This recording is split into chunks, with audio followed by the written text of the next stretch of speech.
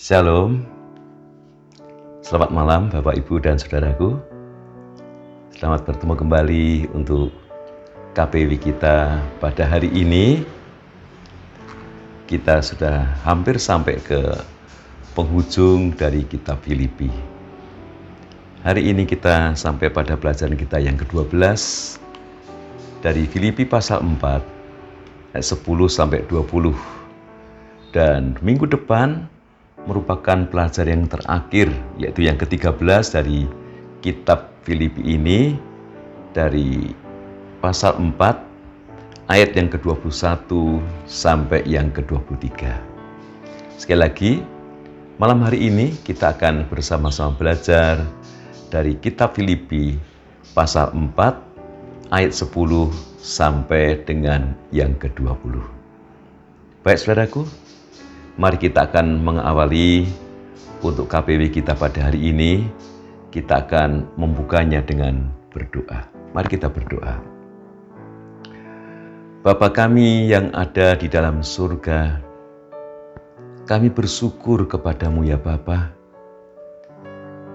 Kami boleh bersama-sama untuk belajar dari kitab Filipi selama 4 bulan ini, 3 bulan ini Tuhan.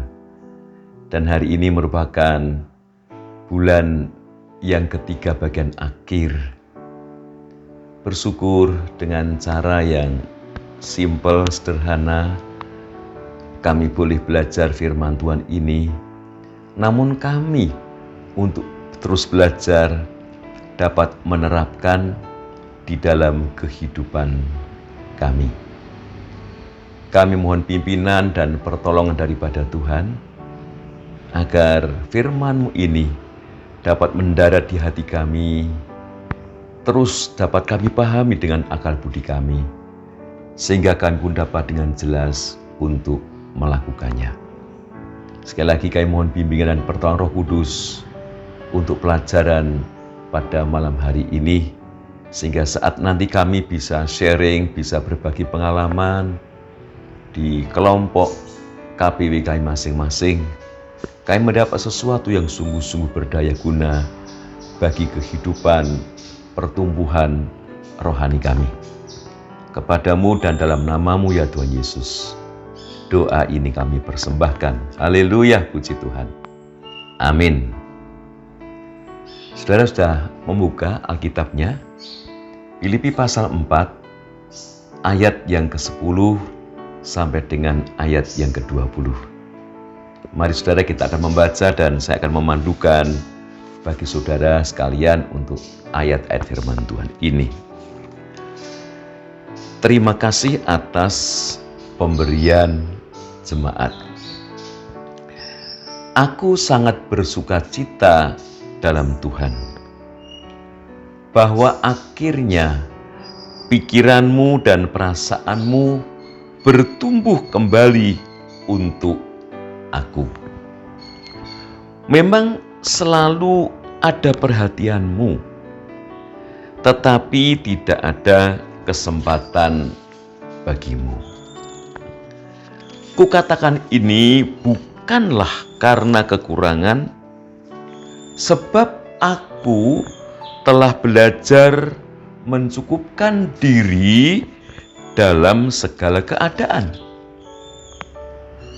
Aku tahu apa itu kekurangan, dan aku tahu apa itu kelimpahan. Dalam segala hal dan dalam segala perkara, tidak ada sesuatu yang merupakan rahasia bagiku, baik dalam hal kenyang maupun dalam hal kelaparan, baik dalam hal kelimpahan maupun dalam hal kekurangan. Ayat 13. Segala perkara dapat kutanggung di dalam Dia yang memberi kekuatan kepadaku. Namun baik juga perbuatanmu, bahwa kamu telah mengambil bagian dalam kesusahanku. kamu sendiri tahu, hai orang-orang Filipi, pada waktu aku baru mulai mengabarkan Injil, ketika aku berangkat dari Makedonia, tidak ada satu jemaat pun yang mengadakan perhitungan utang dan piutang dengan aku selain daripada kamu. Karena di Tesalonika pun kamu telah 1-2 kali mengirimkan bantuan kepadaku. Tetapi yang kuutamakan bukanlah pemberian itu, melainkan buahnya yang makin memperbesar keuntunganmu. Kini aku telah menerima semua yang perlu daripadamu.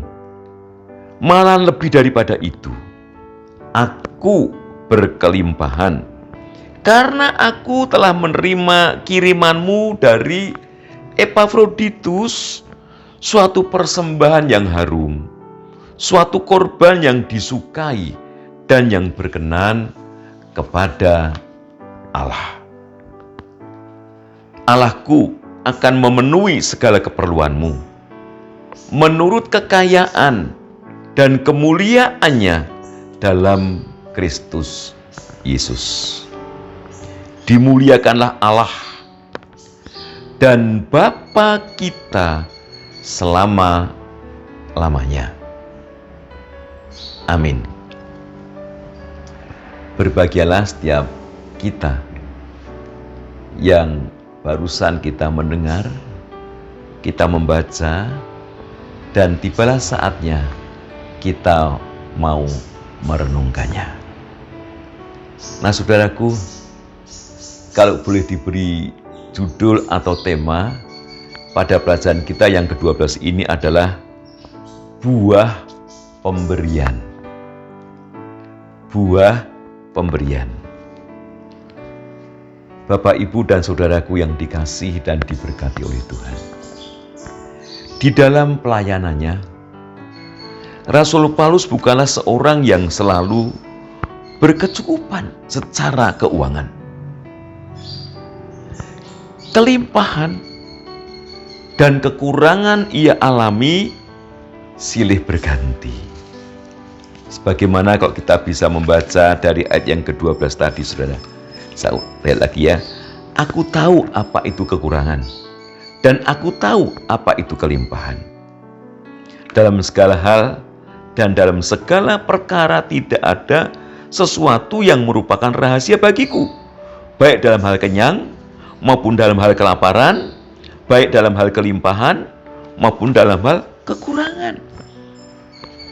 Dari Rasul Paulus secara terus terang bahwa ia pernah mengalami kelimpahan, kecukupan, namun kekurangan, kelaparan bahkan. Saudara, namun surat Paulus kepada jemaat di Filipi ini seolah-olah mengindikasikan bahwa Paulus sering berada dalam kekurangan. Meski demikian, saudaraku, Paulus tidak berkecil hati karena ia yakin bahwa Tuhan akan memberikan kekuatan yang cukup untuk apa? Untuk bertahan di dalam segala situasi. Sebagaimana yang ia tulis dalam ayat yang ke-13 tadi. 13. Segala perkara dapat kutanggung di dalam Dia yang memberi kekuatan kepadaku. Tuhan juga yang memenuhi kebutuhan hidup Rasul Paulus menurut kekayaan dan kemuliaannya. Ayat 19 tadi, Allahku akan memenuhi segala keperluanmu menurut kekayaan dan kemuliaannya dalam Kristus Yesus. Nah, Bapak, Ibu, dan saudaraku, sebagai orang percaya, kita perlu memiliki keyakinan yang sama mengenai kehidupan hamba-hamba Tuhan yang melayani di berbagai daerah dengan situasi, kondisi, alam, ekonomi yang tidak mudah. Nah, khususnya yang mengalami keterbatasan dalam hal materi, dalam hal finansial, dalam hal keuangan. Saudara, biasanya kita akan menghibur mereka dengan apa? Mengutip kata-kata Rasul Paulus dalam Filipi pasal 4 ayat 13 dan 19 tadi, ya. Apa tadi katakan? Ayat 13 dan 19 tadi. Dia katakan, segala perkara dapat kutanggung di dalam Dia yang memberi kekuatan kepadaku. Dan ayat 19, Allahku akan memenuhi segala keperluanmu menurut kekayaan dan kemuliaannya dalam Kristus Yesus. Namun sayang, 1000 kali sayang, bahwa kita sering lupa memperhatikan ayat-ayat lainnya di dalam perikop yang kita baca ini. Misalnya dalam ayat yang ke-14. Coba saya baca sekali lagi ya, 14 saudara ya. Ayat 14 dikatakan seperti ini. Namun baik juga perbuatanmu, bahwa kamu telah mengambil bagian dalam kesusahanku. Nah, saudara sekalian, dalam ayat yang ke-14 ini akan sangat memotivasi kita, mendorong kita untuk apa? Terlibat secara langsung di dalam mendanai hamba-hamba Tuhan yang hidup dalam kekurangan dan sedang mengalami kesusahan. Saudara, kita percaya Tuhan akan memberikan kekuatan di dalam segala situasi. Bahkan dalam situasi yang seburuk sekalipun. Dan Tuhan pun berjanji akan mencukupkan kebutuhan mereka menurut kekayaannya dan kemurahannya. Namun sesungguhnya, saudara, kita juga memiliki kesempatan untuk dipakai oleh Tuhan, menjadi alat Tuhan dalam menolong hamba-hamba Tuhan yang kesusahan, atau mencukupkan kebutuhan hamba-hamba Tuhan yang sedang berkekurangan. Bapak, Ibu, dan Saudara, tidak semua orang dapat melayani dengan menjadi utusan Injil, dapat menjadi seorang misionaris. Tidak setiap orang berkesempatan menjadi pendeta atau menjadi guru Injil. Namun banyak di antara kita yang dapat melayani dengan memberikan apa? Uang kita, harta kita, milik kita. Nah, menurut Rasul Paulus, uang jemaat di Filipi yang dikirimkan kepadanya juga sangat menolong pelayanan Rasul Paulus. Sehingga dapat dikatakan bahwa pemberian jemaat Filipi telah apa? Ayat yang ke-17, telah menghasilkan buah. Nah, saudaraku, maka marilah kita memuliakan Tuhan melalui rezeki atau harta yang Tuhan percayakan kepada kita dengan cara apa? Mendukung hamba-hamba Tuhan yang sedang membutuhkan agar mereka pun dapat melayani dengan baik.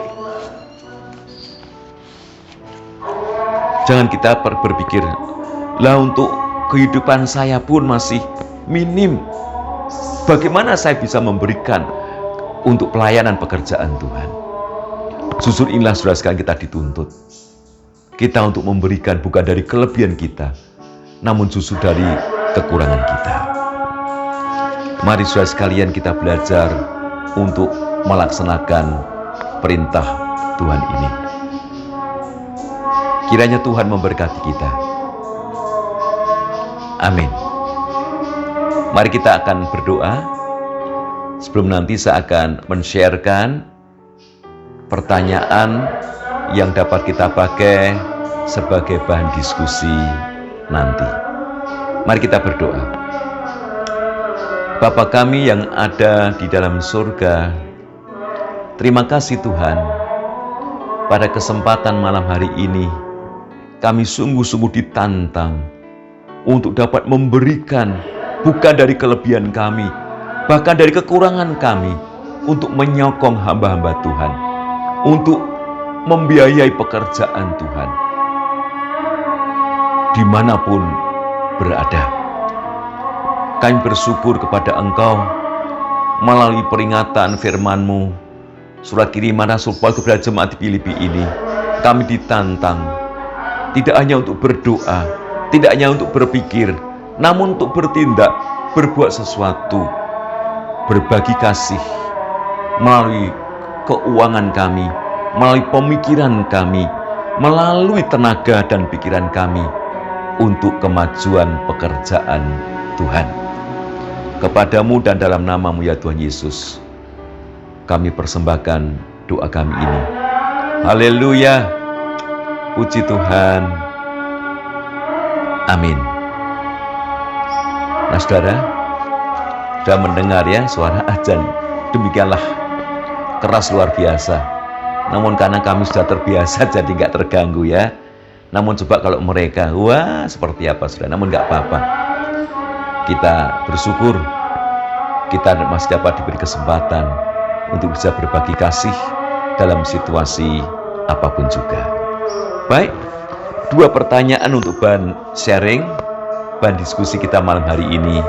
Yang pertama saudara, dalam situasi sulit, apakah kita masih setia memberikan persembahan untuk pekerjaan Tuhan? Sekali lagi, dalam situasi sulit, apakah kita masih setia memberikan persembahan untuk pekerjaan Tuhan? Yang kedua, berapa besar? Ini berbicara tentang kualitas, bukan kuantitas, bukan banyaknya, namun mutu keikhlasan pemberian kita. Oleh sebab itu, berapa besar ketulusan kita, kesetiaan kita melalui persembahan yang patut kita berikan untuk pekerjaan Tuhan. Sekali lagi, berapa besar kualitas dan bukan kuantitas persembahan yang patut kita berikan untuk pekerjaan Tuhan. Selamat berdiskusi, kiranya Tuhan memberkati kita. Sampai kita bertemu kembali untuk KPW pelajar yang terakhir, yang ke-13 dari kitab Filipi minggu yang akan datang. Saya sedang berdoa dan bergumul, dan nanti kita akan bertemu ya para pembina-pembina dan ketua KPW.